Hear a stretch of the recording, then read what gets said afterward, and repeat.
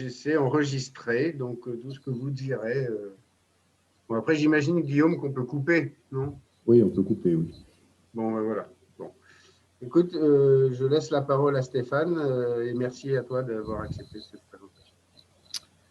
Ok, bah merci Frédéric. Bonjour à tous, merci pour l'invitation. Alors je vois que dans l'assistance, il y a quelques Grenoblois qui risquent d'avoir un petit sentiment de redite, un petit peu, mais peut-être pas pour tout, quoi.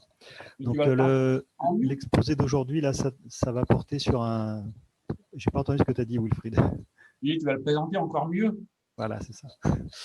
Donc, l'exposé d'aujourd'hui, c'est un exposé sur un modèle qui s'appelle le modèle poisson log normal, sur lequel on travaille à trois avec Julien Chiquet et Mahendra Mariadassou depuis quelques années maintenant. On a fait plusieurs choses et en fait, c'est pas un modèle récent du tout, hein. Simplement, on s'est dit que c'était un modèle qui était intéressant parce qu'il correspondait à ce que souvent on appelle en écologie un modèle de distribution jointe d'espèces, quoi. Donc, je vais commencer par expliquer ce que c'est que ce modèle-là. Après, je ferai une petite, un petit interlude statistique pour expliquer comment on l'infère, parce qu'en fait, notre contribution dans le domaine, c'est principalement de ce côté-là, c'est-à-dire comment on peut estimer les paramètres de ce modèle. Et puis après, je reviendrai dessus sur le modèle lui-même pour montrer qu'il a plein de versions possibles qui permettent de répondre à des questions différentes. Voilà. Donc, le problème qui nous intéresse, c'est le suivant. C'est un problème de construction d'un modèle de distribution jointe d'espèces. Donc, la situation, c'est typiquement des données qui auraient cette tête-là. Donc, à droite, là, j'espère que vous voyez ma souris. À droite, vous avez ce que nous, on appelle une table d'abondance, c'est-à-dire une table où chaque ligne représente un site, chaque colonne représente une espèce, et le nombre qui est dans la case, c'est le nombre d'individus d'une espèce donnée dans un site donné. Donc ça, c'est une partie des données dont vous disposez, et puis l'autre partie des données dont vous disposez, c'est un tableau qui décrit des covariables, alors typiquement des covariables environnementales, où pour chaque site, les mêmes que pour la table d'abondance évidemment, vous avez une série de variables descriptives. Donc là, c'est des variables très simples, c'est les coordonnées géographiques, la profondeur et la température. Alors pourquoi la profondeur? Parce que les espèces qui m'occupent ici sont des poissons, les sites sont des stations, et donc, chacun des vecteurs d'abondance que vous observez dans le tableau là, c'est le résultat d'une session de pêche. Et les questions qu'on se pose, c'est les questions, j'ai l'impression, qui se posent. Alors, je précise qu'on est un petit peu novice dans le domaine, donc si on dit des bêtises, vous avez le droit de me jeter des pierres. Et vous avez aussi le droit de m'interrompre n'importe quand, bien sûr. Donc, les questions qu'on se pose, c'est typiquement, est-ce que les covariables environnementales ont une influence sur les abondances respectives des différentes espèces? Donc, c'est ce qu'on a envie d'appeler des effets abiotiques. Et puis, l'autre question qu'on a envie de traiter parallèlement ou simultanément, c'est de savoir si les différentes espèces, les abondances des différentes espèces varient indépendamment les unes des autres. Et ça, c'est ce qu'on a plutôt tendance à mettre sur le compte des interactions dites biotiques. Alors, voilà. J'ai oublié de dire sur la première page, il y avait un lien sur un papier bioarchive qu'on a déposé il y a 3 jours, qui est un article qu'on a soumis à Frontiers in Ecology and Evolution, donc plutôt orienté à destination d'un public écologue. Donc, comment fonctionne le modèle de poisson log normal? Donc, c'est un modèle, je crois que je vais le dire dans 2 secondes, qui date de 1989, donc c'est pas tout jeune. Donc, ça s'attaque à exactement ce que je viens de dire, une table d'abondance qui a n sites, qui croise n sites et p espèces, et une table de covariables qui croise n sites et d covariables. Et alors, ça fonctionne comme ça. Donc, en fait, c'est à peu près ça le transparent le plus important de l'exposé. Pour chaque site, que j'indique par i, vous tirez un vecteur gaussien qui a autant de coordonnées qu'il y a d'espèces. Donc, pour chaque site, vous tirez le vecteur indépendamment. Mais par contre, dans chaque site, les coordonnées du vecteur ne sont pas indépendantes les unes des autres. Elles ont une matrice de covariance qui les relie entre elles. Et en fait, c'est cette matrice-là qui est censée expliquer comment les fluctuations des espèces sont liées entre elles. Et puis, une fois que vous avez tiré ce vecteur gaussien pour chaque site, et bien pour chaque espèce dans chaque site, vous tirez indépendamment le comptage selon une loi de Poisson qui dépend de 2 choses essentiellement. D'abord, les effets environnementaux. Donc ça, c'est exactement comme si vous faisiez un GLM poisson. Et puis en plus, vous avez un effet aléatoire qui vient du vecteur gaussien que vous venez de tirer, qui va donc décrire comment l'abondance de l'espèce va être modifiée éventuellement en fonction des dépendances vis-à-vis des autres espèces. J'ai volontairement grisé un terme ici pour dire qu'en fait, comme dans tous les modèles poissoniens, on peut ajouter ce qu'on appelle un offset, c'est-à-dire une constante qui permet de prendre en compte l'effort d'échantillonnage. J'en parle pas aujourd'hui exprès, mais il y a pas mal de domaines où c'est une vraie question de savoir comment on établit cette chose-là. Donc en fait, c'est un modèle qui a deux paramètres tout simples, qui sont d'abord une matrice de coefficients de régression, qui pour chacune des espèces, là il y en a 30, vous donne 5 coefficients de régression. J'avais 4 covariables et puis il y a une constante en plus. Donc voilà, ça c'est les coefficients de régression. Et ça vous parle des liens abiotiques. Et puis l'autre paramètre, c'est la matrice de covariance, qui est donc une matrice 30-30 que vous avez le droit de transformer en matrice de corrélation, qui vous dit que là, vous avez des petits paquets d'espèces, là, 3 espèces qui ont l'air d'être assez, dont les abondances ont l'air d'être assez fortement corrélées. Et évidemment, cette corrélation, elle arrive en plus de l'effet des covariables, donc c'est une corrélation qui n'est pas due à des fluctuations environnementales. L'objectif de ces modèles-là, c'est vraiment de distinguer les deux. Dans le tableau du haut, ce que je vois, c'est que dans la première colonne qui parle de la constante, qui est la plus contrastée, en fait, ça c'est juste pour me rappeler qu'indépendamment des conditions environnementales, il y a des espèces qui sont plus abondantes que d'autres. Et puis après, quand je commence à regarder les effets des différentes covariables, je vois des choses comme par exemple le fait que cette espèce-là, la troisième espèce en partant du haut et la cinquième espèce en partant du haut ont l'air de répondre plus ou moins pareil aux conditions environnementales. Donc ça nous renseigne sur la façon dont les espèces réagissent aux covariables. Et ça nous renseigne sur la façon dont les espèces interagissent entre elles de manière aussi vague que interaction, c'est un mot assez vague quand même, déduction de fait des effets environnementaux. Donc voilà, c'est comme ça que fonctionne le modèle. Donc son grand mérite, c'est qu'il est extrêmement facile à interpréter. Du côté des coefficients de régression, ce que j'ai appelé bêta, là, vous avez les effets abiotiques qui sont spécifiques à chaque espèce, évidemment. Toutes les espèces ne réagissent pas pareil à l'environnement. Et puis du côté de la matrice de covariance sigma, vous avez les effets dibiotiques qui décrivent les interactions entre les espèces. Voilà. Chose importante, le sigma Kéla ne dépend pas de I, le bêta non plus évidemment, mais le sigma Kéla ne dépend pas de I. Je suppose que la matrice de covariance est la même dans tous les sites. Alors, il a 2-3 propriétés un peu classiques. Évidemment, avec un modèle comme ça, on peut faire des prédictions. Alors, juste, c'est à peu près comme dans un GLM. Vous avez votre coefficient de régression, vous avez votre régression là, puis un petit terme qui s'ajoute à cause de l'effet aléatoire. Voilà. C'est un modèle qui est naturellement surdispersé, parce que comme c'est un modèle de Poisson dans lequel j'ai mis un terme aléatoire dans le paramètre de la loi de Poisson, il est plus variant que c'était une loi de Poisson. Donc ça, c'est quelque chose qui est souvent observé. On a des variances plus grandes que la loi de Poisson, donc si le modèle peut s'adapter à ça, on est content. Et puis la propriété qui est peut-être la plus intéressante, c'est que la matrice sigma, ça décrit les covariances, ou les corrélations, on n'a qu'à dire, dans l'espace latent, mais pas la vraie corrélation entre les abondances, bien sûr, mais elle a le même signe, c'est-à-dire que le signe quand vous lisez un coefficient dans sigma, ça vous renseigne sur le signe de la vraie corrélation entre les abondances des deux espèces. Donc c'est le même signe, et notamment quand sigma est nul, ça veut dire que la corrélation est nulle aussi. Voilà, donc ça décrit le modèle. J'espère que c'est clair pour tout le monde, parce que si c'est pas clair, la suite ne sert à rien. Stéphane, j'ai une question là. Ouais. Donc, je vois bien ce que tu veux dire justement avec le signe là. Et donc, ça veut dire que tu peux quand même avoir des effets qui sont assez différents dans l'espace latent que par exemple en vrai, quoi. D'un point de vue quantitatif, tu veux dire? Ouais. Alors en fait, oui, mais tu connais très exactement. Enfin, là, je ne l'ai pas mis, mais la formule qui lie sigma à la covariance des Z à la covariance des Y, elle est explicite. Ah oui, donc tu peux la ressortir. Tu saurais la corriger.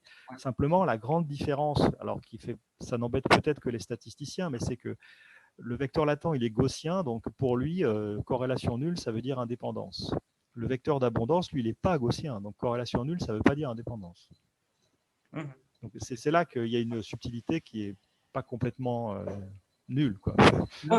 En même temps, sachant les XI, la structure de dépendance, dans dépendance conditionnelle, c'est la même en termes. Enfin, ouais, voilà, deux variables. Alors, ça, c'est mon transparent 14. Pardon. Et la réponse est non, c'est pas la même. Okay. Il y a d'autres questions sur le modèle?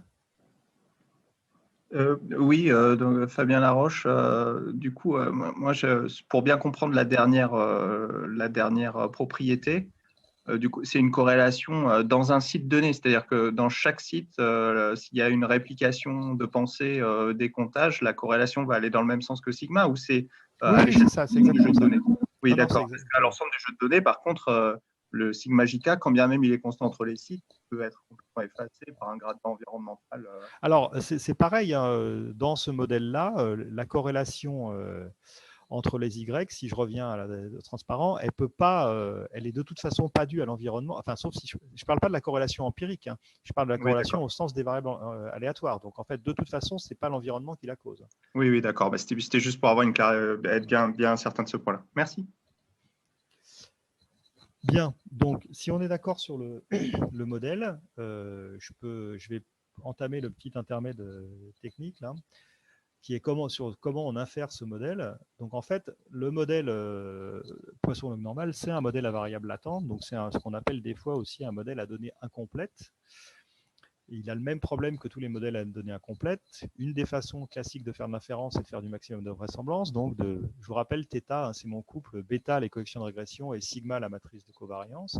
Maximiser la vraisemblance des données en ces paramètres-là. Le problème, c'est que dans les modèles à variable latente, il y a une variable latente. Et donc, la vraisemblance qui est là n'est pas explicite. Et en général, on ne sait même pas la calculer. Donc, on ne parvient pas à la maximiser par une technique standard. Donc, il y a une technique qui n'était pas standard jadis, mais qui l'est devenue depuis, qui s'appelle l'algorithme EM, qui consiste à décomposer la log vraisemblance qu'on voudrait maximiser en deux choses qui ont des meilleures têtes. Donc, essentiellement, c'est deux espérances conditionnelles. Donc, ça, c'est ni bien ni mal. Mais ce qui est surtout important dans cet algorithme-là, c'est que c'est des quantités qui sont fondées sur ce qu'on appelle la vraisemblance complète, c'est-à-dire la vraisemblance à laquelle on aurait affaire si on observait les vecteurs latents. Évidemment, on ne les observe pas, mais par contre, en général, cette formule-là est bien plus sympathique et on arrive à faire beaucoup plus de calculs avec. Et donc, l'algorithme EM qui est utilisé dans de très nombreux cas pour des modèles à variables latentes, ça consiste itérativement à aller dire des choses sur la loi conditionnelle des variables latentes, sachant les observations. Puis une fois qu'on a dit ça, on est capable d'aller s'intéresser à l'autre terme pour maximiser en les paramètres. Donc, itérativement, on dit des choses sur la loi conditionnelle des latentes, sachant les observations, à valeur des paramètres donnés, et puis, muni de ça, on est capable d'aller mettre à jour les paramètres, et donc on alterne ces deux étapes qui sont dites E pour expectation, là je m'intéresse à une espérance, et M pour maximization. Donc dans tous ces modèles-là, le vrai gros problème, c'est presque toujours de calculer cette fameuse loi conditionnelle, c'est-à-dire la loi des vecteurs gaussiens, dans notre cas, la loi des vecteurs gaussiens cachés, sachant les comptages, les observations les abondances observées des individus, et les covariables, bien sûr. Et cette étape-là, selon les modèles qui vous intéressent, les modèles de mélange, les modèles mix gaussiens, ça, vous saurez faire les calculs à la main, donc tout va bien. Si vous avez des modèles plus compliqués, genre chaîne de Markov cachée, des modèles phylogénétiques ou des choses comme ça, vous arrivez à la calculer, mais c'est au prix de quelques astuces algorithmiques et combinatoires. Et puis, il y a plein de modèles où, en fait, vous ne savez simplement pas calculer cette loi-là. En fait. Et plus ça va, plus les modèles qu'on fréquente sont dans le troisième cas, c'est-à-dire que très, très souvent, on n'arrive pas à calculer la loi conditionnelle qui est ici. Donc, qu'est-ce qu'on peut faire? Il y a plein de solutions. Parmi les solutions classiques, il y a de recourir à de l'échantillonnage par des méthodes de Monte-Carlo. Et toutes les approches bayésiennes, beaucoup d'approches bayésiennes font comme ça. Et puis, dans un monde qui vient un petit peu plus de l'apprentissage et l'optimisation, il y a une approche qui a été proposée il y a maintenant presque 20 ans, qu'on appelle les approximations variationnelles, qui consiste à dire je ne peux pas maximiser ma vraisemblance, donc ma vraisemblance, c'est ça, hein, c'est ça que je voudrais maximiser dans la vie, mais je pourrais maximiser une borne, c'est-à-dire une fonction qui est plus petite que ça, qui est la différence entre cette vraisemblance et puis ce machin-là. Alors, qu'est-ce que c'est que ce machin-là? C'est quelque chose qui mesure un écart entre cette fameuse loi conditionnelle que je ne sais pas calculer et une loi Q, là, qui est une loi approchée. En fait. Donc, en gros, si je résume, je ne sais pas calculer ma loi conditionnelle, tant pis, je vais l'approcher par une loi que je vais choisir dans une certaine classe de distribution. Et donc, mon algorithme va consister maintenant à itérativement estimer les paramètres et approcher cette fameuse loi que je ne sais pas calculer. Donc, le problème qui se pose maintenant, c'est du coup, puisque j'ai renoncé à calculer ma loi conditionnelle, c'est de choisir une classe d'approximation pas trop mauvaise. Et c'est comme toujours, cette classe que je note Q ronde, là, il faut qu'elle soit suffisamment grande pour que j'approche bien et suffisamment petite pour que j'arrive à faire les calculs soit à la main, soit avec mon ordinateur préféré. Donc ça, c'est toujours une espèce de balance qu'il faut trouver de manière un peu subtile. Dans le cas du modèle poisson log normal, eh ben, l'algorithme peut fonctionner de la manière suivante. La classe d'approximation qu'on choisit, c'est de dire que les vecteurs latents conditionnellement aux observations sont toujours gaussiens. Alors en fait, ce n'est pas vrai ça. Ils sont marginalement gaussiens, mais pas conditionnellement gaussiens. Et on va approcher la loi de chaque conditionnel de chaque vecteur latent par une gaussienne. Donc on aura son propre vecteur de moyenne et sa propre matrice de variance. Et ces paramètres-là, qui en fait paramétrisent l'approximation, c'est ce qu'on appelle les paramètres variationnels. Et donc l'algorithme d'inférence qu'on utilise, il ressemble beaucoup à un EM, sauf que au lieu d'avoir une étape E où on calcule la loi conditionnelle, celle-là, celle qu'on ne sait pas calculer, on ne la calcule pas, on l'approche au mieux en calculant ces deux paramètres-là. Les moyennes approchées, l'espérance conditionnelle approchée et la variance conditionnelle approchée. Et puis à l'étape M, je fais comme d'habitude, je mets à jour mes paramètres en maximisant en gros ma vraisemblance complétée. Là. Alors il se trouve que si on s'est une des raisons qui font qu'on s'est penché là-dessus, c'est que ces deux problèmes-là s'avèrent être des problèmes convexes. Donc convexe, ça veut dire qu'on sait les résoudre de manière précise et efficace avec des algorithmes assez standards du genre descente de gradient. Donc on sait implémenter un algorithme de ce type-là. Donc ce n'est pas un EM, c'est un EM approché, un VEM, pour estimer les paramètres du modèle. Voilà, donc ça clôt mon intermède statistique. Donc s'il y a des questions, je peux les prendre. Et sinon, je retourne à la modélisation et à l'utilisation qu'on peut en faire du point de vue des JSDM. Il n'y a pas de questions? Tout le monde me croit sur parole, c'est parfait. Je poursuis. Donc, je reviens à mon modèle poisson log normal. Donc, on admet qu'on sait estimer les paramètres de ce modèle-là. Et puis, je vais vous présenter trois versions de ce modèle. Bon, d'abord une petite présentation de ce qu'on peut faire avec sa version standard. Et puis, je vais voir comment on peut l'adapter pour faire des choses un peu différentes, comme de la réduction de dimension ou justement de l'inférence de réseau. Donc, en fait, nous, ce qui nous intéressait dans ce modèle, c'est comme il est extrêmement simple, on a d'un côté des effets abiotiques par de la régression et puis des effets biotiques par juste une matrice de variance. On s'est dit que du point de vue des JSDM, tout l'enjeu, c'est très souvent de modéliser cette structure de dépendance. En fait, la structure de dépendance, c'est tout est dans sigma, tout est dans cette matrice de variance. Donc, on peut essayer de donner une forme un peu intelligente à cette matrice pour répondre à telle ou telle question. Donc, si je commence par l'utilisation la plus ordinaire, qui est donc, je répète, un avantage, ou pas d'ailleurs, ça a discuté de ce modèle, c'est le fait qu'il sépare complètement les effets abiotiques des effets biotiques. Si je l'applique à mes poissons de tout à l'heure, donc je vous rappelle, j'avais quelque chose comme 90 stations, 30 espèces de poissons et puis 4 covariables. Je peux ajuster ce modèle-là, donc voilà, tout est là. Mes Z, ils ont leur matrice de variance sigma qui est estimée, elle est là, voilà. Donc je retrouve, c'est la même que tout à l'heure, ce paquet de 3 espèces qui ont l'air d'être un peu corrélées entre elles. Et puis, je peux fournir des prédictions, donc je peux prédire l'abondance ou la log abondance de mes espèces en utilisant mes coefficients de régression que je viens d'estimer. Alors là, ce que je me suis amusé à faire, c'est prédire l'abondance de chaque espèce dans chaque site et puis calculer la matrice de corrélation entre ces prédictions. Alors pourquoi ça peut être intéressant? Parce que ça, on voit apparaître ici, vous voyez des blocs d'espèces là, qui sont des blocs très corrélés. Donc ça veut dire que c'est des espèces qui réagissent à l'environnement de manière très semblable, quoi. Quand vous avez un carré très sombre là, ça veut dire que en oubliant les abondances observées, en utilisant juste la partie prédiction à partir des fluctuations des covariables environnementales, la prédiction indique que ces 4 espèces-là, par exemple, vont varier de manière très proche. Ces 3 espèces-là aussi, etc. Ces 2-là aussi.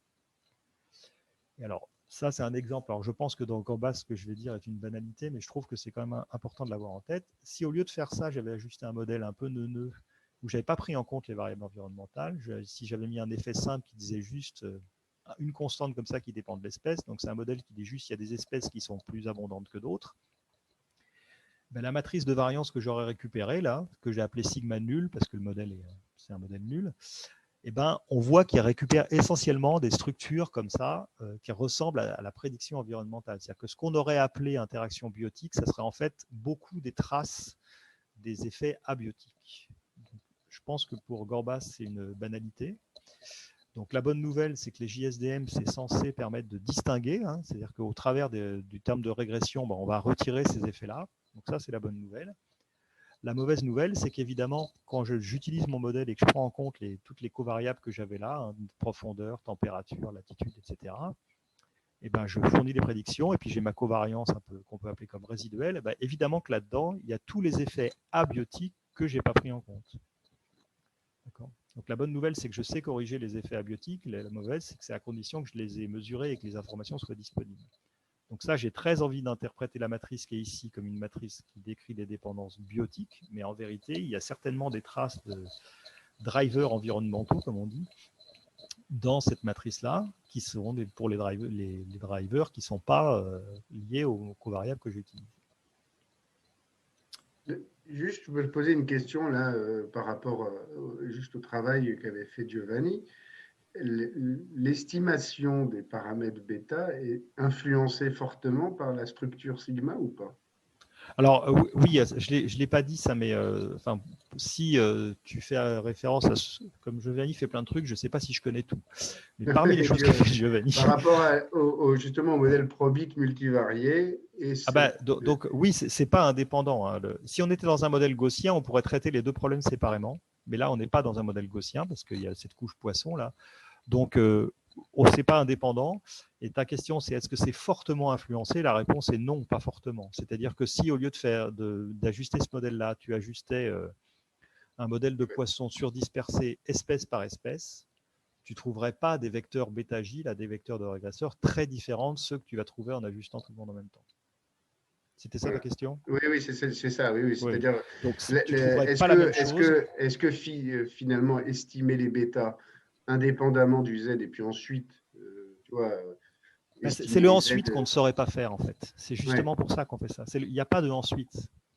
Parce que tu vois, sinon, il était obligé de définir une espèce de résidu sur lequel tu vas être obligé de poser un modèle et tu n'as pas vraiment de modèle pour les résidus des GLM. Enfin, tu vois, tu seras obligé d'empiler les approximations. Donc, en vrai, il n'y a pas vraiment de ensuite. C'est-à-dire que l'analyse séquentielle qui est facile dans les modèles gaussiens, parce qu'en gros, on régresse, on récupère les résidus, on continue, ça ne se passe pas si facilement dans les modèles linéaires généralisés mixtes, parce qu'en fait, ça, c'est un modèle linéaire généralisé mixte multivarié. Tout à fait. Et qui représente de la dispersion et de la surdispersion. Voilà, c'est ça. Et du coup, la stratégie en 2 étapes, en fait, elle n'existe pas vraiment. Enfin, elle n'est pas si facile que ça à implémenter. Alors que là, on peut tout estimer d'un coup. Mais si tu modélisais espèce par espèce, tu serais plus obligé de faire un modèle mixte.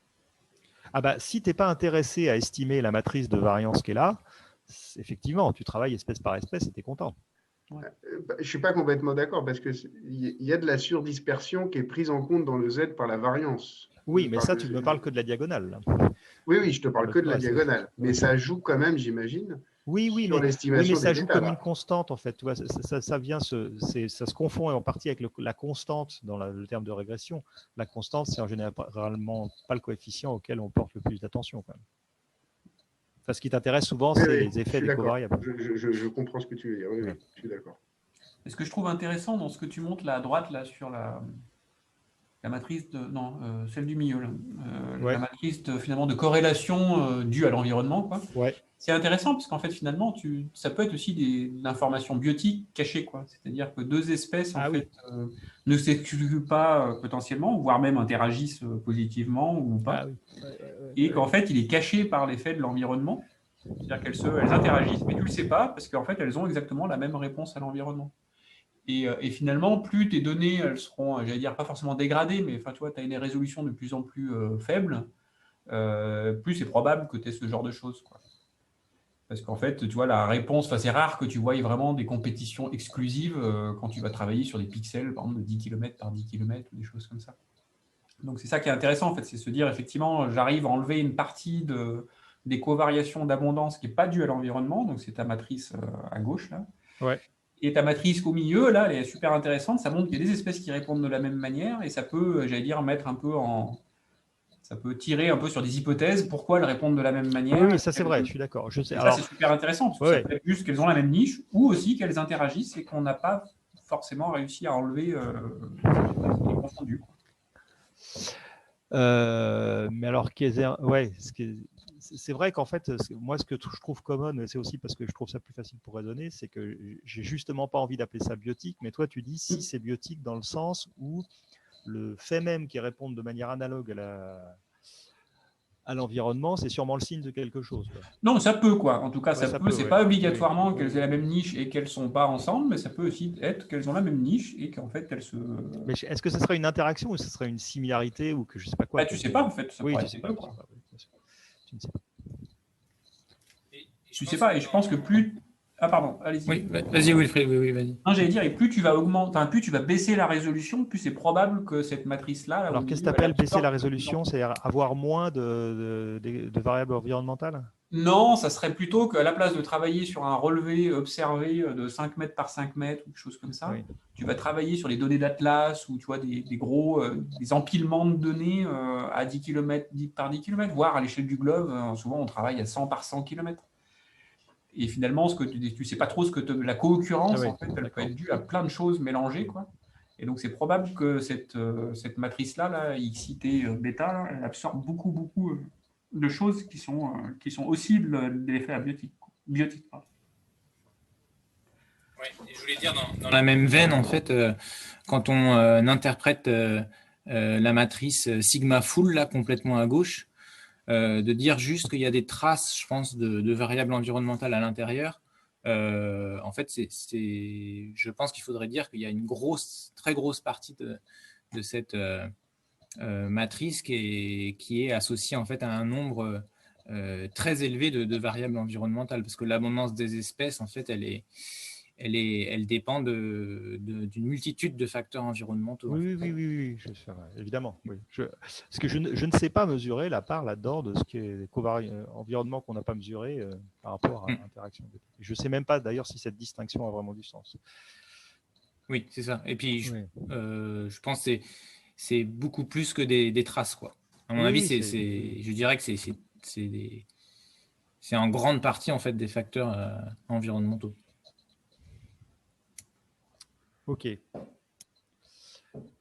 Donc alors, après, parmi les généralisations possibles de ce modèle-là, enfin les extensions, je ne sais pas quoi, en fait, l'intérêt de ce modèle, c'est qu'avec sa couche latente gaussienne, quand vous avez mis une couche gaussienne quelque part, vous êtes un peu à la maison, hein, vous savez faire tout ce qu'on sait faire avec la gaussienne multivariée. Avec la gaussienne multivariée, on sait faire plein de trucs. Par exemple, on sait faire la réduction de dimension. Alors souvent, ça s'appelle une ACP. Alors, une ACP, ça sert à quoi? Ça sert quand vous faites... alors nous, on était un peu venus sur ces sujets-là par la métagénomique, le métabarcoding, etc., où les gens étudient facilement quelques centaines, voire quelques milliers d'espèces. Et donc là, aller analyser finement les paramètres, c'est un petit peu compliqué. Et en fait, on peut poser le problème de la réduction de dimension comme on le pose en ACP. Alors en fait, il y a une version probabiliste de l'ACP, mais qui est juste le modèle naturel de l'ACP, qui consiste à dire que en vrai, quand vous faites une ACP, vous avez 250 espèces, mais ce que vous avez en tête, c'est qu'en fait, il n'y a que 25 axes de variation et pas 250. Quoi. Et ça revient à dire que votre matrice sigma n'est pas de rang 250, mais seulement de rang 25. C'est-à-dire qu'elle n'a que 25 valeurs propres non nulles. Donc en fait, on peut faire ça, et du coup, on peut tout à fait écrire un modèle poisson log normal pour l'ACP, qui consiste en imposant juste à la matrice sigma, non pas d'être de plein rang, en la laissant pas faire ce qu'elle veut, mais en lui imposant d'être de rang R. Donc plus petit que P, c'est-à-dire que vous avez 250 espèces, mais par contre, le rang, ce sera 25 seulement. Alors une autre façon de le voir, c'est de dire qu'en fait, dans chaque site, vous avez un vecteur latent qui est toujours gaussien, mais qui a que R coordonnées, donc beaucoup moins que le nombre d'espèces. Alors lui, il est centré comme Z d'avant, mais il n'a carrément pas de matrice de variance, enfin, tout le monde est indépendant. Et que le vecteur latent, celui que j'ai utilisé jusqu'à présent, il est déduit de ce vecteur-là par un jeu de coefficients qui disperse ces R coordonnées latentes parmi les P espèces. Et ce faisant, vous fabriquez une matrice de covariance pour Z qui s'écrit comme ça, B transpose B, et qui est mécaniquement de rang R. Donc en fait, on peut écrire ce modèle-là, tout reste, on peut faire l'inférence de ce modèle-là, tout reste convexe, il n'y a pas de souci. Le seul ingrédient qui nous manque, c'est typiquement de choisir le nombre d'axes. Alors l'intérêt des approches par modélisation, c'est qu'en général, on récupère des critères un peu automatiques du choix du nombre d'axes, et on peut fabriquer des critères pénalisés qui ressemblent à BIC, donc BIC, tout le monde connaît. Pour les modèles à variables cachées, il y a souvent un critère qui s'appelle Integrated Completed Likelihood, qui est un critère qui ressemble beaucoup à BIC, mais dans lequel on on pénalise aussi pour l'incertitude de la loi conditionnelle de la variable cachée. On n'aime pas, on préfère les modèles dans lesquels on est assez sûr de la loi conditionnelle des variables cachées. On sait dire des choses un peu précises sur les variables cachées, sur les variables latentes. Donc on a des critères comme ça disponibles pour faire ce genre de choix, pour choisir le nombre d'axes. Alors là, je vous présente un petit exemple qui est un peu rebattu, mais bon, c'est avec des collègues de l'INRA de Bordeaux qui travaillaient sur le milieu du chêne. Donc les données, ils s'intéressent, alors là, il n'y a pas tant d'espèces que ça, mais il y a quand même un peu plus de 100 espèces. Enfin, ce n'est pas des espèces, hein, c'est des taxons opérationnels, comme on dit. Il y a à la fois des champignons et des bactéries. Les échantillons, c'était prélevés sur 116 feuilles d'arbres, mais en fait, ces feuilles-là étaient prélevées sur 3 arbres, dont un était résistant à la maladie, un était susceptible à la maladie et un était intermédiaire. Donc, l'histoire que je vais raconter là, c'est à peu près la même que tout à l'heure. Si vous posez un modèle un peu simplet qui ne prend pas en compte les covariables, alors là, il fallait prendre en compte l'offset, c'est-à-dire l'effort de séquençage, parce qu'en fait, la technique de séquençage n'est pas la même pour les bactéries que pour les champignons, donc il fallait absolument dire que les banques de RNA sec que vous aviez pour les bactéries n'étaient pas de même taille que pour les champignons. Mais si vous corrigez que ça et que vous ne prenez pas en compte l'environnement, bah votre ACP fait ce qu'elle fait des fois, c'est-à-dire qu'elle retrouve parfaitement les 3 paquets de feuilles qui sont issus des 3 arbres, quoi. Ce qui n'est pas vraiment une nouvelle, mais elle a fait son boulot d'ACP, quoi. Vous voyez que si vous appliquez un critère de sélection de modèle, vous avez des pourcentages là qu'on peut calculer, mais c'est le critère de sélection de modèle où il vous dirait bien de ne pas vous contenter de 2 axes parce qu'il vous emmènerait plutôt vers 25 axes ou quelque chose comme ça. Si vous prenez en compte le fait qu'il y a des feuilles qui viennent de chaque arbre, donc vous mettez une covariable qui indique de quel arbre vient la feuille, et bien là vous cassez complètement cette structure et ici vous ne repérez plus du tout quelle feuille vient de quel arbre, quoi. Ce qui est amusant dans ce cas-là, c'est que j'arrive plus bien à lire mon transparent, mais je crois que si vous ne mettez pas les covariables, vous trouvez 27 axes, et si vous les mettez, vous en tombez pile 25, c'est-à-dire que c'est exactement les 2 degrés de liberté que vous venez de retirer en rajoutant les 3 arbres. Cet exemple-là était trop joli pour qu'on ne le mette pas dans un article. Voilà, donc ça c'est un premier exemple qui montre que comme le modèle est assez simple, on peut faire des choses un peu classiques comme réduction de dimension en imposant une contrainte sur la matrice de variance. Alors une autre extension assez naturelle, c'est ce que les gens appellent depuis longtemps en biologie moléculaire, depuis un peu moins longtemps en écologie. Enfin, on a eu un peu le mot inférence de réseau est un peu pas très précis, du coup tout le monde ne s'entend pas tout à fait, mais ce que beaucoup de domaines appellent l'inférence de réseau, c'est l'art de déterminer les interactions. Du point de vue écologique, ce serait l'art de déterminer quelles espèces sont en interaction directe. Alors pour préciser un peu la chose, en général, la plupart des JSDM qui veulent faire de l'inférence de réseau passent par exactement le même genre de structure, c'est-à-dire qu'ils mettent une couche latente. Et pourquoi ils font ça ? Parce que si vous étiez dans un monde gaussien, donc pour l'instant nous avons d'abondance, donc on n'est pas dans un monde gaussien. Si on était dans un monde gaussien, la matrice de variance sigma qui est là, on sait qu'elle contiendrait ce qu'on appelle des liens directs et indirects. C'est-à-dire qu'en fait, quand votre covariance est nulle, ça veut dire que les 2 variables sont indépendantes, c'est vrai, mais vous ne savez pas si elles sont... si c'est pas nul, donc si c'est pas nul, elles sont dépendantes, mais quand elles sont dépendantes, vous ne savez pas si elles sont dépendantes parce qu'il se passe un truc entre elles ou parce qu'elles héritent toutes les 2 des fluctuations d'une 3e variable. Exemple simple, je considère 2 espèces qui sont proies d'un même prédateur, je m'attends à voir ces 2 espèces fluctuer ensemble du simple fait qu'il y a des fluctuations de l'abondance du prédateur, même si ces 2 espèces entretiennent aucune relation spécifique entre elles.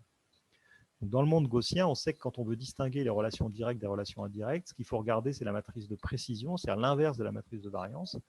Parce que celle-là, quand le terme est nul, ça veut dire que les 2 espèces, c'est un ZIJ, ZIK, bien sûr, ici, sont indépendantes conditionnellement à toutes les autres, et là, c'est un Z. Donc là, je vais collectionner les...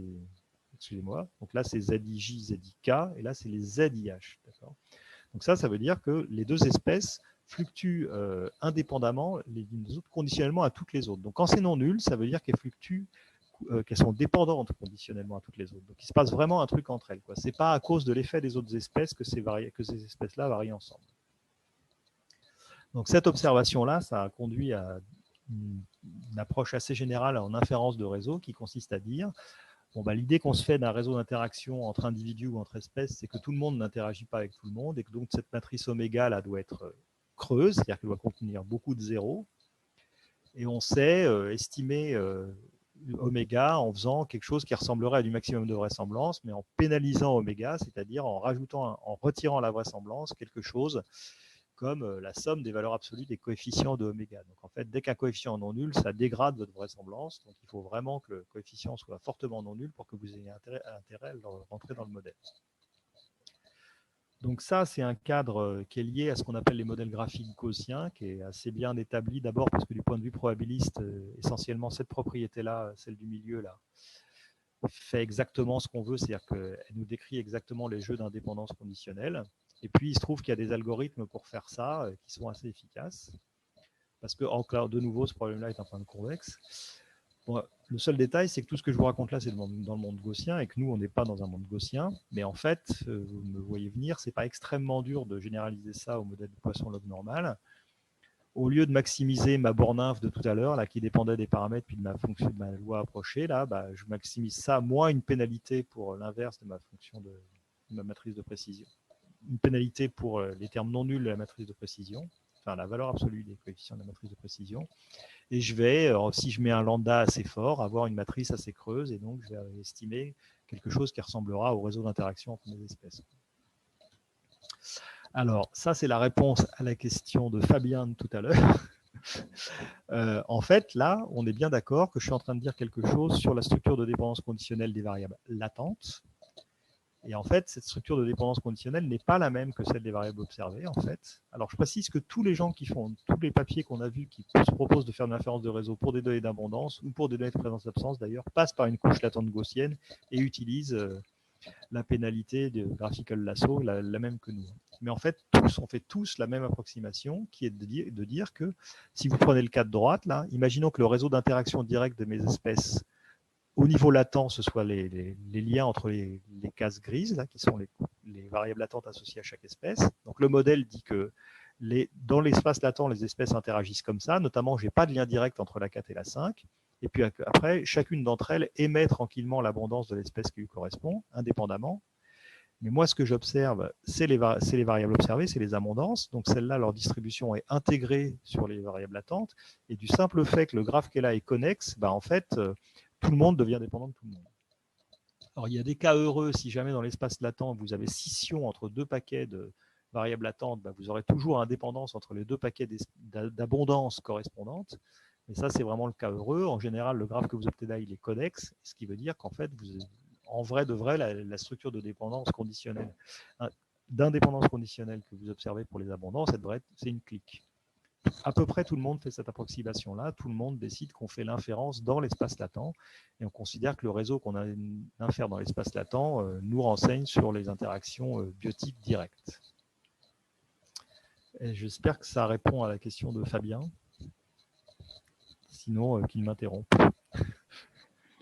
Oui, c'était en fait, il y avait cet aspect-là dans la question, et puis l'aspect aussi, je pense, mais auquel tu as répondu bien plus tôt, qui était l'aspect de la distinction entre la part de la covariance empirique entre les Y qui vient de l'environnement et celle qui vient de la matrice Z en elle-même. Ah oui, alors de toute façon, voilà. Pour l'environnement, c'est réglé par le terme de régression. Voilà. Mais il pourrait y avoir encore autre chose qui est la situation que j'écrivais où je prends 3 espèces, une qui agit sur 2 autres. Les 2 autres sont marginalement dépendantes et conditionnellement indépendantes, quoi. Oui. Et en fait, quand on fait de l'inférence de réseau, c'est exactement ce genre de situation qu'on veut distinguer.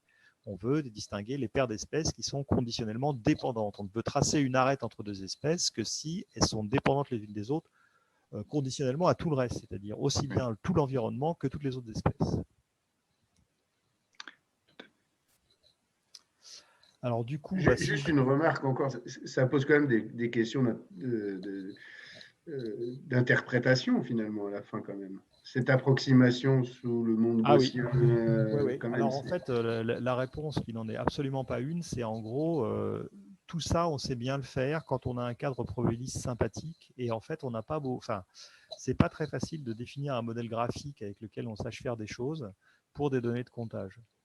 Non, c'est voilà, tout le problème en GLM des structures de dépendance conditionnelle où on ne peut pas faire n'importe quoi en fait. Exactement, on ne peut pas faire n'importe quoi. Donc le détour par la couche latente gaussienne, je n'ai pas fait une biblio longue, mais dans les papiers dans nos papiers à la fin, on fait il y a plein d'autres méthodes pour faire de l'inférence de réseau à partir de données de codage et tout le monde fait cette même approximation et tout le monde l'a fait parce que c'est confortable, quoi.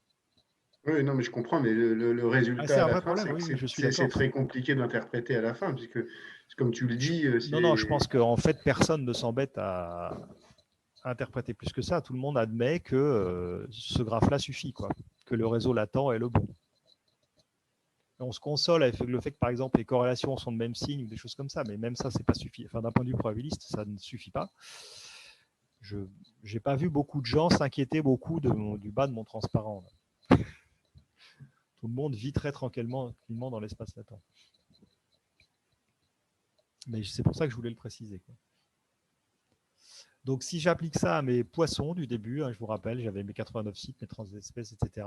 Évidemment, dans ma pénalité là, plus la pénalité qui est là est grande, plus ça va me coûter cher de mettre des termes non nuls dans ma matrice de précision. Donc, plus chaque arête dans le réseau va me coûter cher. Donc, le petit dessin qui est là, si je prends, mettons, la deuxième colonne, c'est un modèle où je prends en compte la température et la profondeur. Si je pénalise très peu en bas, j'ai un graphe assez dense.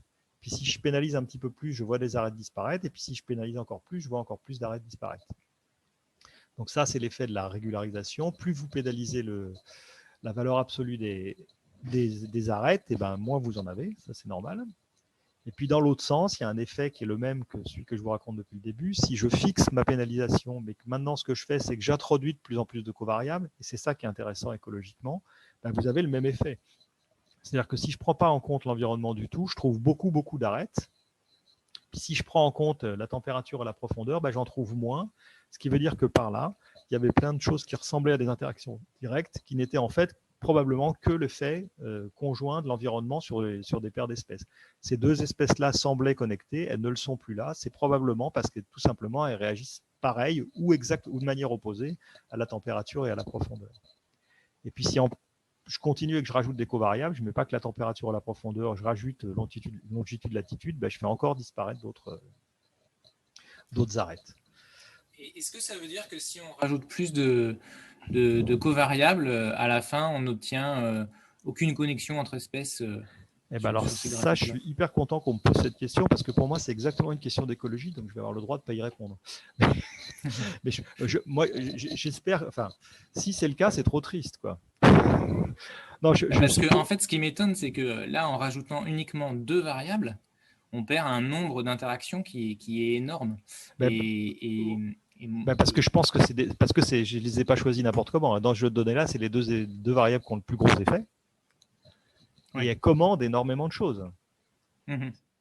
C'est une autre façon. On pourrait, j'ai pas voulu faire, comme c'était un peu général, j'ai pas voulu m'attarder sur les modèles graphiques, mais on pourrait en dire un petit peu plus sur les modèles graphiques. Un modèle graphique, c'est un graphe où il y a autant de nœuds qu'il y a d'espèces, mais je pourrais ajouter, d'ailleurs c'est un peu ce que Giovanni essaye de faire, imaginez que je ne mets pas seulement autant de nœuds qu'il y a d'espèces, je mets aussi autant de nœuds qu'il y a d'espèces et de covariables. En fait, quand on oublie, donc si tous ces gens-là sont reliés par des interactions directes, ben en fait, quand j'oublie un nœud, quand je retire un nœud du graphe, c'est-à-dire quand j'oublie une covariable, ça revient à marier tous les nœuds entre eux, tous les nœuds qui étaient connectés avec elle. L'effet de marginalisation dans un graphe comme ça, c'est quand je retire un nœud, je marie tous ses voisins. Et ben là, si les deux espèces qui sont là étaient toutes les deux liées à la température, quand j'ai pas mis la température, ben je les ai mariées. Et cet effet-là, il est colossal, bien sûr. Mais en fait, ça, c'est exactement la même chose que ça. Oui, tout à fait. Voilà. Mais c'est un petit peu plus précis parce qu'on espère distinguer les interactions directes des interactions indirectes. Donc, ce qui se passe en ligne, c'est exactement la même chose que ce qui se passe dans la matrice de variance. Simplement, là, on s'en sert pour essayer d'inférer le réseau. Donc là, on commence à avoir des choses qui sont un petit peu interprétables. Ce qui se passe en colonne, c'est-à-dire le fait que plus on pénalise, moins il y a d'arêtes, bah ça surprend personne, mais c'est écologiquement peu intéressant. Alors là où on se sauve, c'est qu'en fait, là encore, on peut définir des critères de sélection de modèles de type BIC. Alors en fait, pour les réseaux, il y a des critères BIC un peu spécifiques, parce qu'en fait, le critère BIC n'est pas valable pour le problème d'inférence de réseau, pour l'histoire de régularité de la vraisemblance, peu importe. Donc, on peut sélectionner lambda avec des critères de type vraisemblance pénalisée que nous, on n'applique pas à la vraisemblance parce qu'on ne l'a pas. Donc, toujours pareil, on l'applique à notre borne inf, comme pour les BIC et les ICL, quoi. Donc, le critère lambda, on peut le choisir avec des critères statistiques. Et après, l'interprétation du réseau, enfin, moi, il me semble que du point de vue d'écologie, tout l'intérêt, moi, je pense que c'est vraiment intéressant, mais en fait, je pense que c'est très lié à ce que disait Wilfried tout à l'heure. je pense que le plus intéressant, c'est typiquement d'aller regarder les arêtes qui disparaissent quand on rajoute des covariables, quoi. Parce que là, peut-être qu'on commence à être capable d'avoir accès à des mécanismes avec des choses comme ça. Juste une question encore aussi, moi, Stéphane. Tu fais une vraisemblance pénalisée pour faire du graphical lasso. Pourquoi, finalement, tu ne rajoutes pas un lambda 2 associé aux paramètres? Qu'est-ce que tu appelles le paramètre? Les bêtas. Pour essayer de sélectionner, justement, tu dis, bah, j'y vais, je mets le plus de covariables que j'ai, sauf que je veux aussi les sélectionner. Alors, en fait, on pourrait, ouais. et pour le coup, on pourrait les sélectionner avec un critère standard. Un BIC ferait le boulot pour les covariables. Donc, on peut faire ça. D'ailleurs, en fait… faire du lasso sur les paramètres de régression, quoi. Pour les annuler, ouais. Mais sincèrement, alors, moi, je pense que c'est une question intéressante pour Gambas. Moi, j'aurais jamais envie de faire ça. Parce que j'ai l'impression que si ce que mon but dans la vie, c'est d'essayer de comprendre quelles sont les interactions, je vais peut-être dire une énormité, mais vraiment entre espèces, j'ai envie de faire ça, déduction faite de l'environnement, et en fait, je veux savoir ce que j'appelle l'environnement. Donc pour moi, ici, l'environnement, j'ai dit ce que c'était, c'est les coordonnées géographiques, ça vaut ce que ça vaut comme environnement, la température, la profondeur, et donc le réseau que j'infère, c'est des interactions directes entre espèces qui ne sont pas le fruit de ces effets environnementaux-là. J'ai envie d'avoir une vision. Donc, je ne ferai pas ça. Mais après, techniquement, on peut, quoi. J'ai l'impression que du point de vue de l'interprétation, ça serait compliqué. Peut-être, mais je ne vois pas pourquoi. C'est le problème si tu avais des variables climatiques, par exemple. Si tu en avais vraiment beaucoup. Par exemple, tu en as au moins 12 ou 15 ou 40. Oui, d'accord. Là, tu as envie de faire le ménage. Oui. On peut tout à fait le faire, oui, bien sûr. Mais en un sens, ce problème-là est plus simple. Donc oui, on peut le faire. On peut rajouter une pénalité lasso sur les questions de régression. En même temps, il y a une chose qui est intéressante avec le travail, par exemple, de Julien, là, si je parle de ça, c'est de faire de l'approche par composante. C'est-à-dire d'essayer de diminuer la dimension de X au travers de composantes. Ah oui. Et de combiner PLS avec ces approches-là. Et voilà. Nous, on ne s'est pas attaqué à des cas où on avait surabondance de covariables. En fait. Mais effectivement, si on a des covariables en nombre, il faudra faire quelque chose. Ça, je suis d'accord. Donc, voilà, ça finit un peu mon tour d'horizon. Donc, les conclusions, c'est que c'est un modèle. Évidemment, les modèles à variable latente, c'est toujours confortable, et le modèle normal notamment. En fait, on peut faire pas mal d'autres choses. On peut faire de la comparaison d'espèces, on peut faire de la comparaison d'échantillons, on peut faire de la classification d'espèces. En fait, l'information à retenir d'un point de vue pratique, c'est qu'il existe un package sous R qui s'appelle PLN Model qui fait tout ce que j'ai dit, qui a été codé essentiellement par Julien et Mahendra et qui est hyper bien documenté. Enfin, ils ont fait un boulot de malade, quoi. J'en profite pour l'inférence de réseau. En fait, il y a une étudiante qui finit sa thèse chez nous qui s'appelle Raphaël Momal, qui a travaillé sur des techniques alternatives, c'est-à-dire Page et Lasso, et notamment qui s'est demandé si, quand vous avez un réseau comme ça, là, et que vous voyez tout plein d'espèces qui sont encore très connectées, même une fois que vous avez fait votre ménage, est-ce qu'il n'y a pas ce qu'on pourrait appeler un acteur manquant, c'est-à-dire qu'en fait, on n'a pas oublié de mesurer une variable, et on peut essayer d'inférer une variable manquante dans le réseau qui le rendrait encore plus creux. Et ça, on peut faire ça avec des techniques d'arbres sur lesquelles je ne m'étends pas. Ce qu'on ne sait pas faire, et que je mentionne parce qu'on nous en a parlé plein de fois à chaque fois qu'on a présenté ça, on ne sait pas encore inclure une dépendance spatiale entre les sites. C'est sûrement faisable, mais ce n'est pas fait. Et on ne sait pas inclure les traits des espèces, qui peuvent évidemment expliquer plein de choses. C'est pareil, c'est faisable, mais ce n'est pas fait. Et le plus dur, en fait, c'est qu'il y a un mot que je n'ai jamais prononcé depuis le début, c'est le mot incertitude. Je ne vous ai pas parlé de donner des intervalles de confiance ou de faire des tests de significativité sur l'effet d'une covariable sur une espèce, etc. Et la raison pour laquelle je ne vous en ai pas parlé, c'est que formellement, on ne sait pas le faire, parce que je ne fais pas du maximum de vraisemblance, donc je ne sais pas vous donner des mesures d'incertitude avec des garanties statistiques. Donc ça, on est en train de le faire. Alors, il y a un peu de pistes. Soit on arrive à dire des choses directement sur les estimateurs variationnels, mais ça, c'est théoriquement un petit peu difficile. Soit on fait un truc qui est un peu en deux temps, c'est-à-dire qu'une fois qu'on a des estimations très très bonnes des paramètres, on peut utiliser une technique d'inférence beaucoup plus gourmande d'un point de vue du temps de calcul, mais comme on la fera partir quasiment de l'optimum, elle n'itérera presque pas et donc ça ne prendra pas tant de temps. Donc, sur des modèles analogues, on a tenté ça avec des méthodes de type Monte-Carlo séquentiel ou même des techniques de type échantillonnage préférentiel et SAEM. Et ça marche assez bien. Dans ces cas-là, vous avez presque fini le boulot avec le VEM et puis vous finissez juste avec un algo bien établi pour avoir vos mesures d'incertitude. Et ben voilà, j'ai fini de dire ce que je voulais vous dire. Cool, bah merci. Merci à toi. Je laisse la parole aux autres avant de poser. Parce que moi, j'avais une question toute simple, c'est dans les problèmes de modélisation de distribution d'espèces jointes, cette variance et cette covariance est hyper importante. Et finalement, le fait d'être gaussien, est-ce que ça ne risque pas, enfin, tu vois, est-ce qu'il n'y a pas des risques de surenfler, par exemple, la variance associée à une loi gaussienne? Et est-ce que des approches, par exemple, en mettant une loi différente, par exemple une loi de student, ne seraient pas des alternatives un peu à ce genre de... Alors, en fait, bon, petit 1, j'en sais rien. Et d'ailleurs, non seulement j'en sais rien, mais je sais pas bien sur quel type, enfin, comment on ferait pour trancher. Je pourrais faire de la comparaison de modèles ou des machins comme ça, mais la vérité, c'est que les GLM surdispersés, la plupart du temps, moi, quand je vois ce que les gens font, ils font des trucs genre binomial négative, ce qui revient à dire que l'effet aléatoire n'est pas log normal, mais qu'il est gamma. Et je ne pense pas que les écologues aient un avis très arrêté sur le fait que l'effet aléatoire est plutôt log normal que gamma. Donc en fait, j'ai l'impression que c'est vraiment très instrumental ces variables-là. Donc après, est-ce que le fait d'avoir fait un choix gaussien ça biaise des résultats dans un sens? Je pense que la réponse est forcément oui, dans lequel, j'en sais rien. Est-ce que ça biaise plus qu'une autre forme? J'en sais rien non plus. On n'a pas de grave problème de queue de distribution quand même. Enfin, je ne sais pas. On a même analysé des jeux de données où il y a énormément de zéros et en fait, ça ne s'adapte pas si mal parce qu'en fait, on peut décaler l'espérance, les covariables. S'il y a décale l'espérance très très bas, une poisson de paramètre 10.6, ça fait que des zéros en fait. Donc même l'excès de zéros se modélise assez bien. Sauf que ça te fait une variance sur ton résidu, enfin sur ton Z, qui est énorme. Pour pouvoir aller chercher des extrêmes. Non, pas nécessairement. Non, justement pas. J'ai pas besoin de.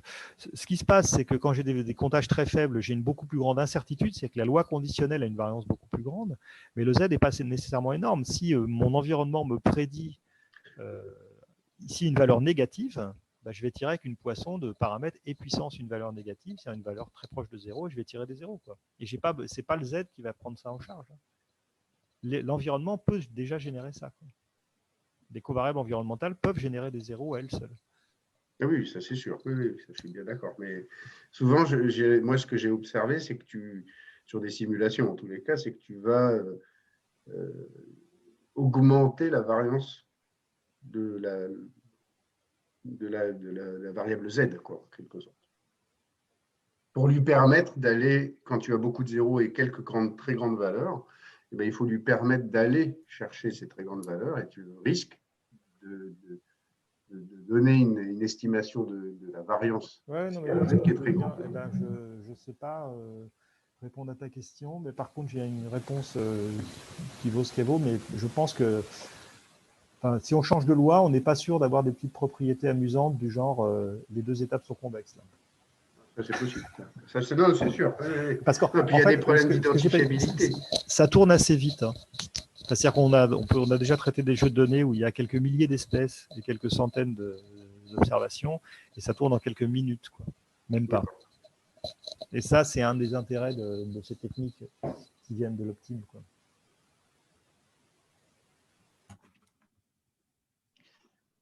Et moi, j'avais une question, donc Fabien Laroche, j'avais une question sur les perspectives que tu as dressées à la fin de se servir de VEM comme d'une base pour faire de l'estimation bayésienne ou des algorithmes numériquement plus coûteux.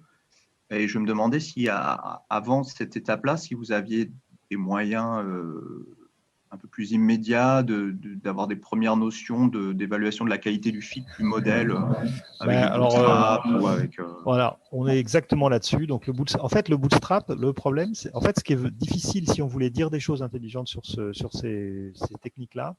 Ce qui est vraiment difficile à démontrer, c'est la consistance. Parce que comme on a changé le critère d'ajustement, que ce n'est plus une vraisemblance, qu'on l'a tordu avec cette histoire d'approximation là, on n'est pas absolument certain de la consistance. Et en fait, quand on n'est pas certain de la consistance, en un sens, le bootstrap, c'est périlleux parce que ça va nous donner une mesure d'incertitude autour d'un machin qui est l'optimum de la fonction qu'on optimise, mais dont rien ne nous dit que c'est la vraie valeur du paramètre. Donc en fait, on a un intervalle de confiance autour d'un truc qui est peut-être faux. Donc on est un peu rétif. Donc avoir des mesures approchées d'incertitude, on en a parce qu'en fait, on peut ranger ça dans la catégorie de la M-estimation. Donc on peut calculer des espèces de matrices d'information de Fisher. D'ailleurs, c'est pas vraiment Fisher, c'est Godin, mais peu importe. On peut. On a essayé, on est en train d'essayer. Pour l'instant, on trouve des intervalles de confiance qui sont un peu trop petits par simulation. Mais le bootstrap, on peut, mais petit 1, c'est cher, et petit 2, c'est pas garanti que ce sera juste, parce que si c'est pas consistant, on a un intervalle de confiance autour d'un estimateur. Un intervalle de confiance autour d'un estimateur qui n'est pas consistant, c'est juste la cible qui n'est pas au bon endroit. Quoi. Ouais, et si vous regardez comment, ne serait-ce que des similarités de distribution de certaines statistiques entre ce qui émane de jeux de données simulés de votre modèle et des propriétés du jeu de données cible, sans forcément se focaliser sur la pseudo-vraisemblance. Ouais, non, on n'a pas... Oui, je vois ce que tu veux dire. D'une philosophie un peu plus abaissée, quelque part. Ouais, je voyais que tu sous-entendais ça. Non, et d'ailleurs, je ne sais pas s'il y a Il y a des stats résumées canoniques. Enfin, moi, je connais des domaines où les gens font ça beaucoup, mais parce que je ne sais pas quoi, en Génette, ils sont tout plein de descripteurs, tout cuits. Voilà. Là, je ne sais pas si ça existe beaucoup pour les JSDN. Parce que, je te demande, parce que moi, ça, c'est typiquement une question qui m'intéresse, des fois, d'avoir d'autres types de statistiques. Oui, ça, je suis d'accord, mais alors, je ne sais pas si tu as des idées de ce que seraient des descripteurs, je ne sais pas quoi, naturels. Ouais, des partitions de variance entre sites. C'est typiquement tout ce qui gravite autour des statistiques de bêta diversité. Oui. Eh ben, écoute, oui, on n'a pas regardé ça, et oui, c'est une bonne idée. Ouais. Et j'avais une autre question, parce que du coup, c'est un point sur lequel tu as pas mal insisté, sur cette potentielle divergence entre la structure du modèle graphique entre les variables latentes et la structure de corrélation qui est réalisée dans les Y, et ce problème du fait que dans les Y, tu as une clique alors que tu peux avoir un réseau beaucoup plus sparse dans l'espace latent. J'ai pas compris en fait quel était en quoi c'était un aspect qui te posait problème, dans la mesure où enfin je sais pas, récemment je fais beaucoup de SEM par exemple, et c'est souvent le sujet, c'est-à-dire qu'on essaye d'avoir un réseau latent sparse à partir d'une matrice observée où il y a des corrélations. Non, c'est pas ce que j'observe. J'ai pas compris. Non, c'était complètement formel ce que je dis ça. En fait, cette partie de transparent n'a rien à voir avec les stats, c'est purement probabiliste. C'est-à-dire, si je trace le modèle graphique au sens indépendance conditionnelle entre mes variables, mon modèle probabiliste dit que j'ai mes latentes qui sont liées comme ça et puis qui émettent ensuite les observations. De fait, quand je trace le modèle graphique marginal, qui est celui que j'observe, c'est-à-dire celui entre les abondances, dès que le modèle graphique latent est connexe, le modèle graphique marginal est une clique. Mais du coup, on peut le voir justement comme tout l'enjeu de la démarche d'estimation, qui est d'arriver à éliminer. Oui, mais l'élimination, on l'a fait dans la couche latente. Oui. Il n'est pas plein là, c'est pas une clique entre les Z. Oui. Mais c'est juste un peu ce qu'on se. Du point de vue de l'interprétation, c'est ce que je répondais à Frédéric. En fait, je pense que ça ne gêne personne et que tout le monde vit très bien avec l'idée que tant pis, on va inférer le réseau latent. Je voulais juste insister que formellement, vu la définition du modèle, on infère effectivement le réseau latent et que le réseau latent n'est pas le réseau marginal. Oui, je suis d'accord. Dans la vie, moi, j'ai vu personne que ça gênait. Mais d'autant plus que ce réseau marginal, il se déduit. Selon le modèle, oui, bien sûr. Oui. D'accord. OK. Merci beaucoup. En tout cas, c'était super clair, je trouve. Et concernant ce dernier point, c'est Jean-Baptiste qui parle. Ce serait peut-être plutôt une déception pour quelqu'un qui voudrait dire je voudrais faire un modèle graphique sur des données à marge poissonienne. Est-ce que je peux utiliser une couche latente gaussienne de cette manière-là? La réponse non. c'est Non. Je pense que si on veut vraiment définir un modèle graphique sur des comptages, par exemple, on ne va pas s'en sortir avec une couche latente, par définition. Il faut écrire un modèle graphique sur les comptages. Avec Raphaël, bon là, sa thèse s'achève, mais on avait commencé à réfléchir à ça. On doit pouvoir, mais il faudrait vraiment écrire un modèle graphique qui porte directement sur les comptages et qui ne passe pas par la couche latente. Je pense que tant qu'on passe par une couche latente, on se paye ce problème-là. Mais ça, c'est juste, Stéphane, ça c'est assez connu en spatial. Ah ben, c'est Le connu côté, en fait, c'est une banalité. Hein, Non, c'est pas ça, mais sauf que ça contraint. On peut, les choses, il y a énormément de contraintes qui sont appliquées par ce modèle graphique. C'est ça, mais moi je voudrais un modèle graphique où je n'ai pas de contraintes de signes ou des choses comme ça. Oui, mais ça, c'est. Moi, ce que je connais, c'est comme ça, et ça je veux pas. Parce que ça ne rend pas compte des interactions entre espèces. On est d'accord. Du coup, moi, il me venait une question un peu dans la suite de ça, c'est est-ce que, à ton avis, on est très différent dans le type de résultat qu'on pourrait obtenir avec des copules gaussiennes je ne pense pas, en fait. Moi, je ne sais pas à quoi tu fais référence. Pour moi, il y a un papier de Popova et quelques autres là, qui fait à peu près la même chose en passant par des copules. Et je n'ai pas encore bien compris à quel point c'était différent d'appeler ça copule gaussienne ou d'appeler ça couche latente gaussienne, en fait. Par contre, normalement, ce qu'on gagne avec la copule, c'est qu'on n'a pas trop à s'inquiéter de la loi d'émission parce qu'on n'a pas à dire qu'elle est poisson, par exemple. On passe juste par la fonction de répartition inverse. Donc, d'abord, ça pose un peu le problème des covariables, c'est pas super facile à faire rentrer. Et puis, la fonction de répartition inverse, c'est un truc qu'on peut facilement définir pour des variables continues, mais dès qu'on a des données de comptage, et surtout quand il y a plein de zéros, il y a plein d'ex-aequo, et du coup, la fonction de répartition inverse, elle n'est pas super commode. C'est ça, je pense que ça pose sûrement un gros problème d'estimation, mais par contre, ça pourrait peut-être résoudre ce problème de graphe, parce que là, c'est dû au fait que les y, c'est une fonction stochastique de z, mais si c'était une fonction déterministe… Ah, déterministe c'est comme ça que ça marche. La copule, si tu as pris qu'après une fonction de répartition inverse, c'est une fonction déterministe et tu gardes la même structure de dépendance. Ah oui, mais alors là, c'est encore… Oui, bien sûr. Oui, si la fonction est déterministe, évidemment, oui. D'abord, il y a la fonction inverse. Dans ces cas-là, oui, effectivement, en un sens, ça plie le problème. En un sens, ça plie le problème. Mais le problème, l'hypothèse gaussienne est encore plus forte, en un sens. Ah, sûrement, oui. Oui, effectivement. Donc, je ne sais pas te dire si ça diffère beaucoup. Nous, ce qu'on a vu, c'est que ces histoires de fonctions inverses, en fait, quand tu as un tiers de zéro dans tes données, en fait, tu ne peux rien en faire de ta fonction inverse. Et c'est pas très rare d'avoir un tiers de zéro, et voire même d'avoir 70%. Quoi. Oui.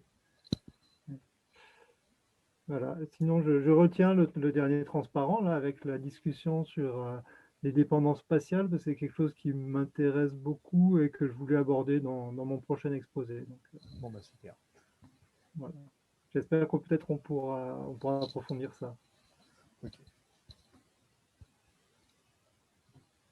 Sinon, j'avais une question sur le lien entre la matrice de variance-covariance et le réseau. En fait, si on repart de la matrice, et supposons qu'on peut estimer une incertitude en fait sur les coefficients de cette matrice, enfin, les éléments de cette matrice.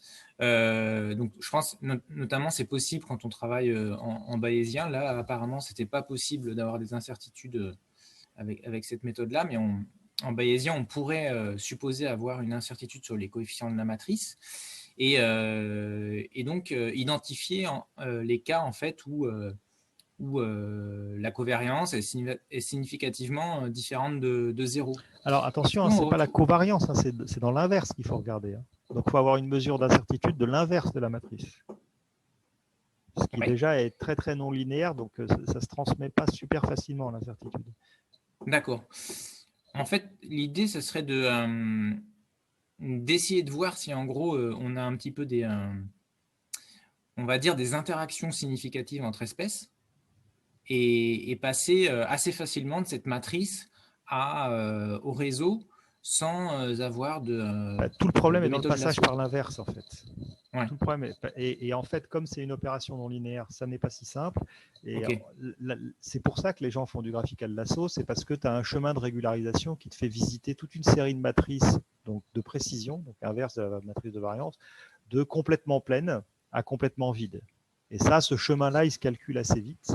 Donc, Ok. tu visites une suite de solutions et ça t'évite l'exploration combinatoire. Toi, si tu fais un truc comme ça, tu vas te payer un énorme problème de tests multiples. Enfin, si tu fais des tests, tu auras un gros problème de tests multiples, pas facile à contrôler parce que les tests sont violemment pas indépendants les uns des autres parce qu'ils viennent tous d'une matrice. Voilà. Donc en fait, dans l'inférence de réseau, il y a pas mal de choses, mais historiquement, il y a eu plein de trucs à base de tests et en fait, c'est vraiment pas facile parce que tu vas faire un test sur un truc qui est une inverse, donc tu n'as pas un estimateur, tu n'as pas accès à un estimateur simple et de toute façon, après, tu te payes un gros problème de contrôle. Ok. Je voulais rajouter un point. Je suis désolé, Frédéric, j'ai pu venir qu'au milieu de la présentation. Mais sur le premier point que tu évoques, quand tu es en bayésien, tu as des estimateurs répétés, enfin avec le MCMC en tout cas, tu as des estimateurs répétés de la matrice de variance-covariance et tu peux l'inverser à chaque fois. Et donc pour l'aspect, en tout cas, incertitude et caractère non linéaire, je pense que ce n'est pas forcément trop grave en bayésien. Par contre, effectivement, l'aspect test multiple me semble difficile. Effectivement. C'est un problème, en fait, le problème de l'inférence de réseau, c'est que c'est un problème d'optimisation discrète. C'est-à-dire qu'il faut vivre parmi les deux puissances PP plus 1 réseau possible. Sur 2, pardon. Donc, il y en a beaucoup. C'est l'aspect test multiple qui est problématique. Ah oui, il est très difficile. Ouais. Oui, ça va. C'est pour ça, moi, je connais plus beaucoup de gens qui font de l'inférence de réseau avec des tests.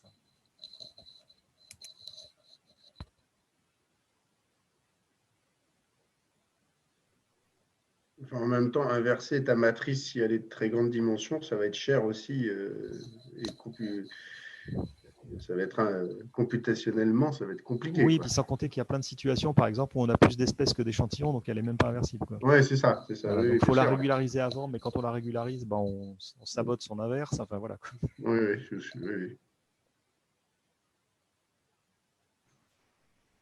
Oui, mais il y a souvent avec des variables latentes, non Ghislain, c'est ce à quoi tu pensais, non?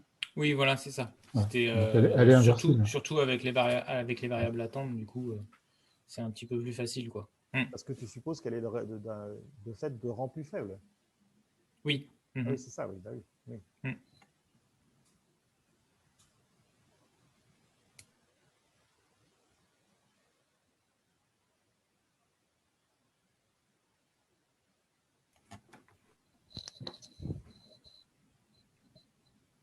C'est Frédéric qui conclut. C'est le chef qui conclut. C'est le chef, c'est ça. Ouais. Moi, je ne m'appelle pas chef. Alors, avant qu'on m'appelle chef. Non, je ne sais pas. Est-ce qu'il y a d'autres questions? Sinon, c'était très clair. Et merci beaucoup, Stéphane. Merci. J'ai pas une... Ah, si, j'ai une question en fait. Wilfried, là, plus sur ce qu'a fait Raphaël, là, je me rappelle qu'elle nous avait présenté les arbres, là, mais pas le fait justement d'essayer de détecter s'il manquait une espèce de variable cachée là, qui pourrait expliquer que tu enlèves des liens. Ouais. Vous l'avez publié ça? C'est soumis en fait et il y a un archive, il y a un papier sur Arxiv.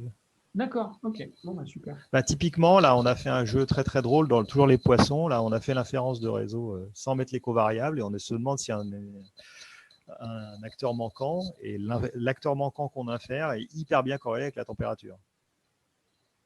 C'est-à-dire qu'en fait, on retrouve la température. Alors, c'est un jeu un peu inutile parce qu'on avait la donnée température, mais voilà. Non, mais c'est super parce que tu pourrais dire effectivement, des fois, est-ce qu'il n'y a pas une grande variable? Voilà, exactement. Mais c'est ça l'idée. D'ailleurs, ça ne marche pas du tout pour trouver 5 acteurs manquants. Ça marche pour en trouver 1 ou 2. Quoi. Mais s'il y en a un vraiment énorme qu'on a raté, là, il y a un truc à faire. Là, voilà, l'exemple de la température. Spécialiser derrière, tu peux juste voir où il est. Exactement. C'est exactement ça qu'on veut faire. Super.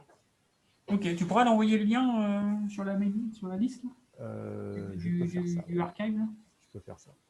Super, merci. Et juste, Stéphane, tu pourras m'envoyer les diapos, ta présentation pour que je le mette sur le site? Je peux faire tout ça. Merci. J'avais encore une petite question, s'il vous plaît. C'est intéressant.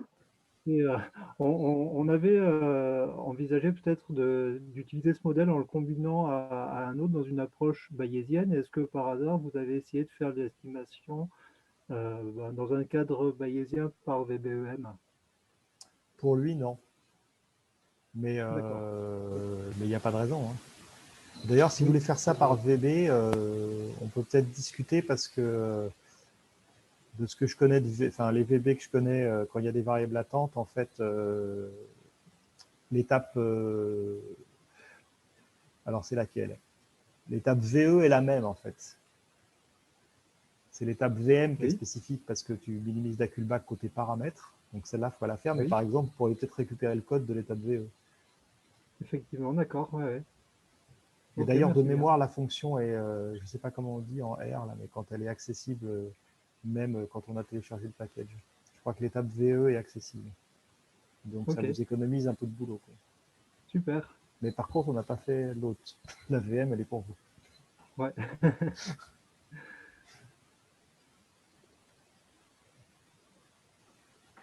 Juste, moi, une dernière remarque. Est-ce que vous avez essayé de regarder ce qui se passait si tu prenais des approximations de Laplace? Est-ce que, par exemple, si tu prenais des approches par INLA, par exemple, est-ce que ça… Non, vous n'avez pas Non, comparé. parce que non. On n'a pas. D'accord. Non, c'était une question. Ok. En fait, une fois que la machine est en place, c'est facile de. Enfin, on a trouvé ça plus intéressant de visiter des modèles un peu spécifiques. On peut imaginer plein d'autres techniques d'estimation, je suis sûr. Celle-là est faisable, quoi. Ouais.